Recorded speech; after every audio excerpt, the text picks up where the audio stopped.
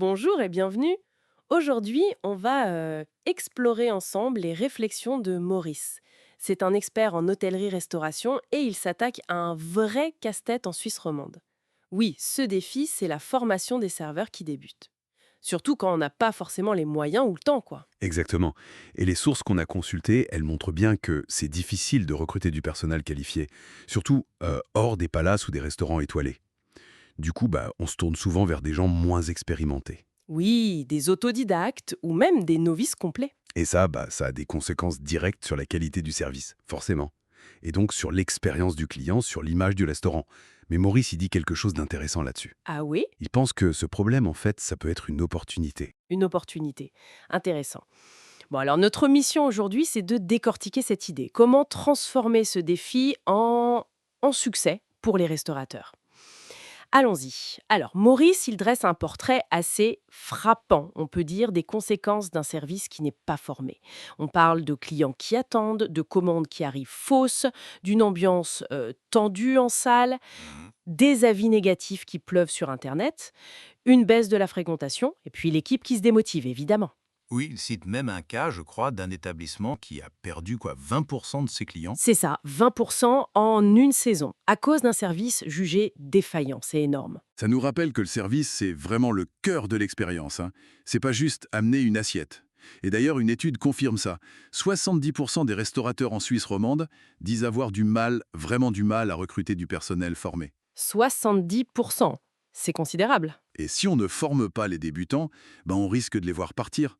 Des talents potentiels qui s'en vont. Et puis l'image de marque qui en prend un coup. Alors, face à ça, qu'est-ce qu'il propose, Maurice? C'est là que ça devient concret. Il parle d'une formation très courte, 3 heures. 3 heures, c'est tout? Oui, mais attention, directement dans le restaurant, pendant le service, avec un coach sur place. Ah, d'accord. C'est une approche immersive donc, directement dans le feu de l'action. C'est ça. L'idée, c'est que le coach forme les nouveaux sur toutes les étapes clés, mais en situation réelle. Donc, de la mise en place, l'accueil client. Ouais, la prise de commande, la communication avec la cuisine, ça c'est vital. Les techniques pour porter les assiettes sans tout renverser. Oui, la gestion du stress aussi, j'imagine, aux heures de pointe. Exactement. Gestion du stress, gestion du temps et même le vocabulaire du métier. Le tout adapté à chaque restaurant, bien sûr. C'est intéressant parce que c'est vraiment axé sur la pratique immédiate. On apprend sur le terrain. Voilà. Plutôt que des jours de théorie, là c'est direct. L'un des points forts, c'est que cette immersion pendant le service, ça ancre les bons réflexes. Oui, ça doit aider à mieux mémoriser, à appliquer tout de suite. Et puis, j'imagine à corriger les erreurs en direct. C'est ça. Moins d'erreurs, moins d'hésitation quand c'est le rush. Donc, c'est vu comme un investissement stratégique en fait. Pas juste une formation pour dire on a formé. Tout à fait. Et les bénéfices attendus sont clairs pour le restaurateur. D'abord, une intégration plus rapide des nouveaux. Logique. Ensuite, une réduction du turnover.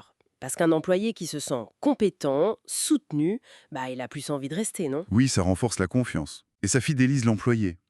Et le client au final. Exactement. Et le gros morceau, une meilleure expérience client. Maurice évoque même une hausse possible de 30% de la satisfaction client. 30%, c'est un chiffre fort. Ça montre bien que la formation n'est plus un luxe, mais un levier de performance. Ça touche directement à la fidélisation des clients, à la réputation. Dans le contexte actuel, pouvoir rendre une recrue efficace rapidement, c'est un vrai plus. Donc si on résume, face à cette pénurie de personnel qualifié en Suisse romande, la recommandation de Maurice est assez directe. Il faut investir. Investir dans une formation courte, oui, mais pratique, personnalisée et surtout sur le lieu du travail. C'est ça. C'est présenté comme un moyen concret d'améliorer le service, la satisfaction client et la santé du restaurant, quoi. Ça change la perspective. Le problème du recrutement devient une occasion de construire son équipe, de façonner les compétences dont on a besoin. Et de se différencier par la qualité du service finalement. Absolument. C'est une façon de transformer une faiblesse du marché en une force interne.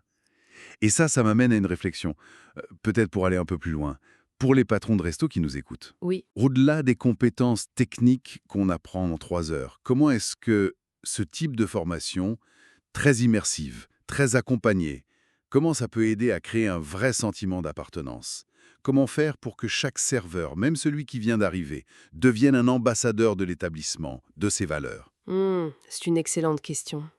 Comment transformer la compétence technique en engagement, en culture d'entreprise? Voilà, quelque chose à méditer. Une très bonne piste de réflexion pour conclure notre exploration d'aujourd'hui. Merci de nous avoir suivis.